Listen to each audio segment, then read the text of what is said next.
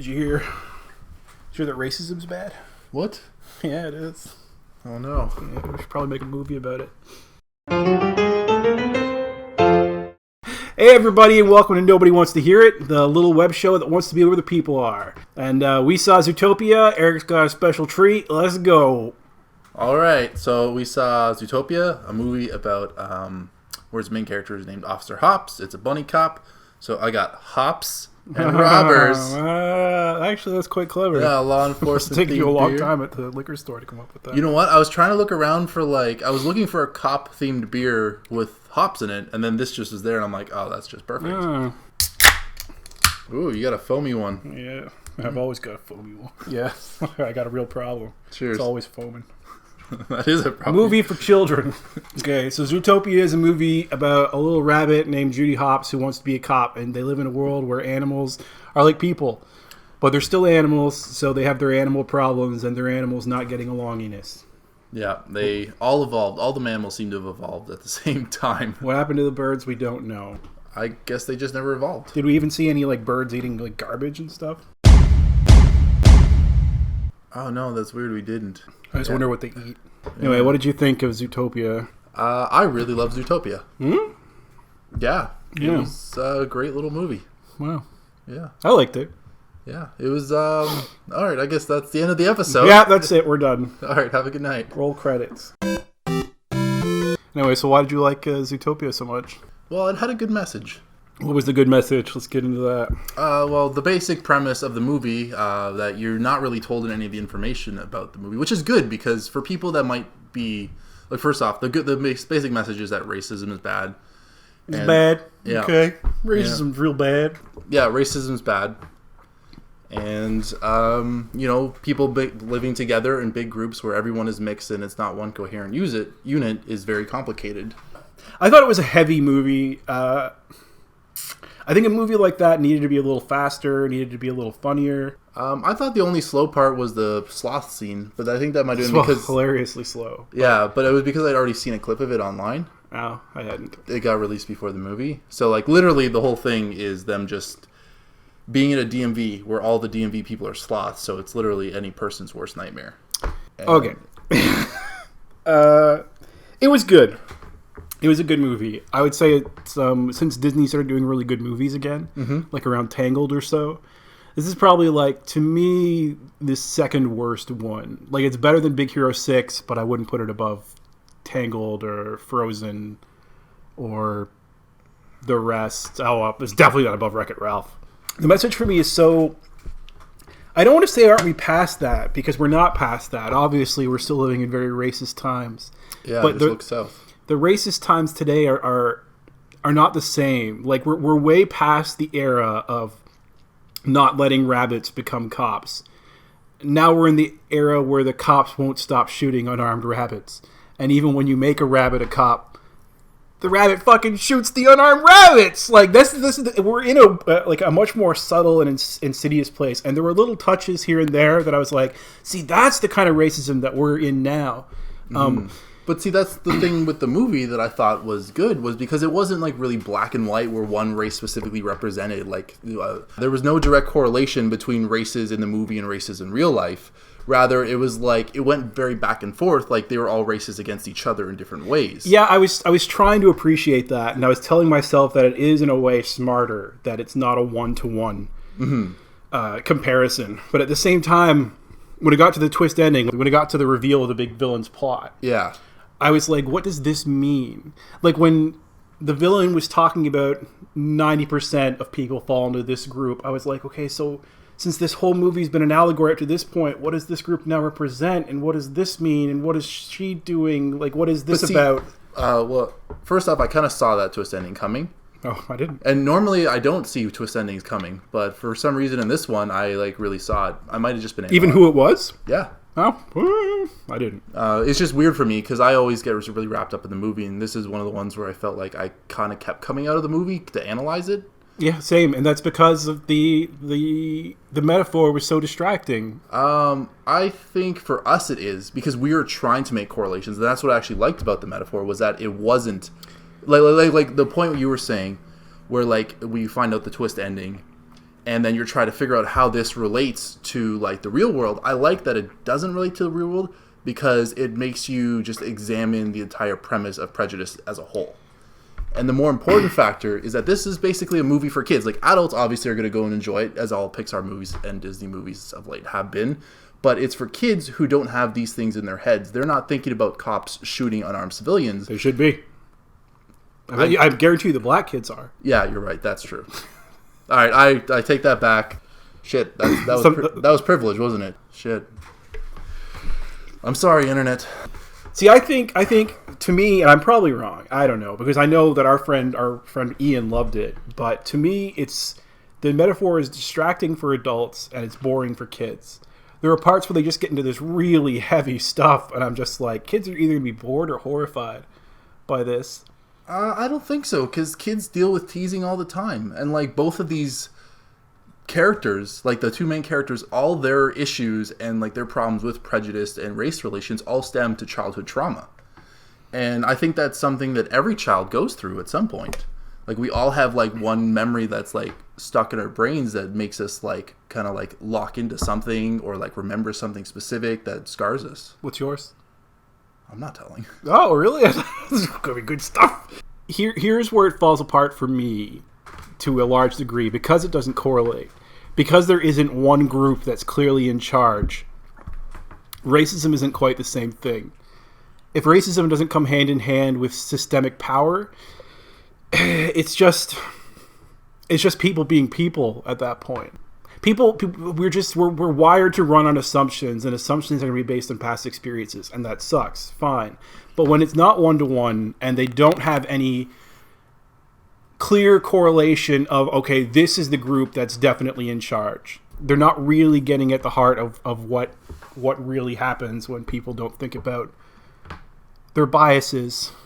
So, but this whole thing hinges on the idea that their focus and their point of the movie was prejudice. Yes, and it was. But the other big message in the movie is that you don't have to believe what people tell you, and you can go outside of what your society expects you, and you can achieve your dreams. Because the whole movie was about a bunny who wants to be a cop and is told by everybody that she's not allowed to be a cop.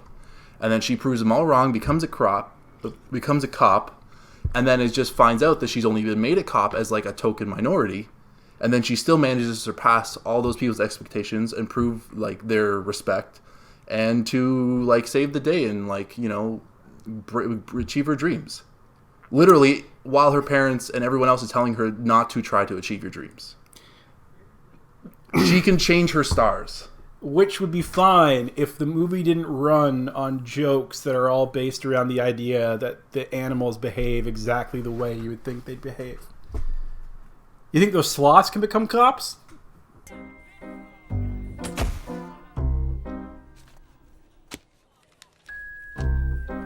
Well, are you saying that because he's a sloth he can't be fast? But, I mean, with a movie like this, where the ultimate message is that you can achieve your dreams, you can be what you want, and you can go beyond society's expectations and limits of you, isn't that a better message than, say, Wreck-It Ralph, where their message is that you should just become comfortable with who you are and accept your lot in life? The message of Wreck-It Ralph is everybody's got a job to do. Everybody's got a job to do. Everybody's got to move and groove. Everybody's got to move and groove. Which works. You got to have janitors. You got to have someone doing the dirty shit. Yeah, but Wreck-It Ralph is about a guy who doesn't want to be what he is and tries to break free, and he just gets punished for it. And then at the end, when he tries, like, he just learns to accept that that's where he belongs. And then, it's what he's good at. Yeah, but isn't that the whole point of hopes and dreams, is to go beyond what you're good at and try to be something you want to be, to change yourself? Hopes and dreams are fine. They're terrible. What it doesn't get into is the systemic barriers that keep people from doing these things. Like, once somebody decides, it just becomes... It seems incredibly easy. There's no economic system in Zootopia. There are no economic barriers keeping you from becoming a cop.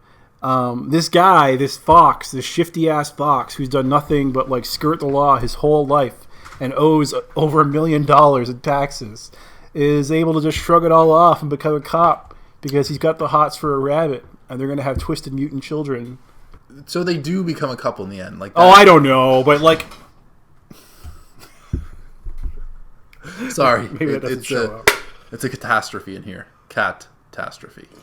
Cats everywhere. Even like by the point where they're like riding the gondola over the rainforest biome, it's got you feeling like a furry.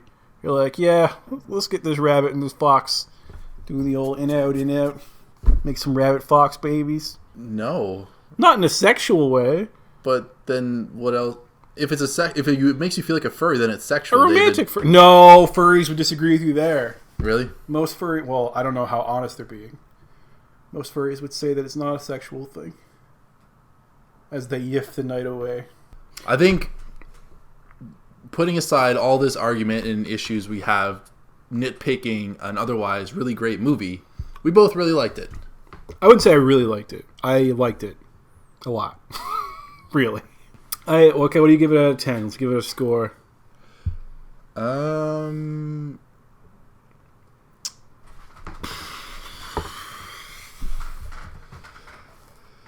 I would give it an 8.645. Jesus Christ.